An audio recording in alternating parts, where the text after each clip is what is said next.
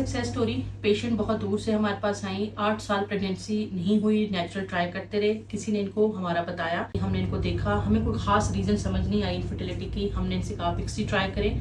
Healthy embryos बना के bank किया, 2 एम्ब्रियो ट्रांसफ़र किए। आज एम्ब्रियो ट्रांसफ़र के 1 महीने के बाद एक बेबी की हार्ट बीट बहुत अच्छी शो हो रही है, दूसरा बेबी इम्प्लांट नहीं हुआ। हमने पेशेंट को इनकरेज किया कि ये एक पॉजिटिव चीज़ है, क्योंकि इनकी यूट्रस एक बेबी को अच्छा सप्लाई कर सकती थी, इसलिए उसने एक को एक्सेप्ट कर लिया। पेशेंट 8 सालों के बाद इक्सी के प्रोसीजर से मुस्तफ़ीज़ होके आज प्रेगनेंसी की तरफ चली हैं। हेल्दी प्रेगनेंसी है, ऑलमोस्ट 7 वीक लगा हुआ है। एम्ब्रियो की तरफ ब्लड फ्लो बहुत अच्छा जा रहा है।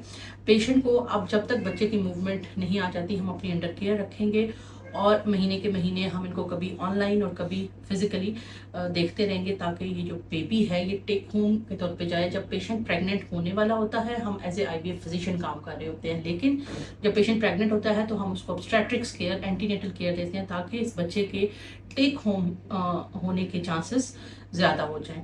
IVF की pregnancy is considered high risk pregnancy in reason, क्योंकि हम इनको बाहर से हार्मोन दे रहे होते हैं। आम गायनी के डॉक्टर्स को ये चीज़ अंडरस्टैंड नहीं होती है, क्योंकि उनकी ट्रेनिंग इसमें नहीं होती है, वो नेचुरल प्रेगनेंसी के लिए ट्रेन होते हैं। तो इसलिए हम इनको जब तक इनका प्लेसेंटा कम्प्लीटली बन नहीं जाता और अपने हार्मोन्स खुद से पैदा नहीं करने लग जाता, हम इनको अपनी अंडर केयर रखते हैं।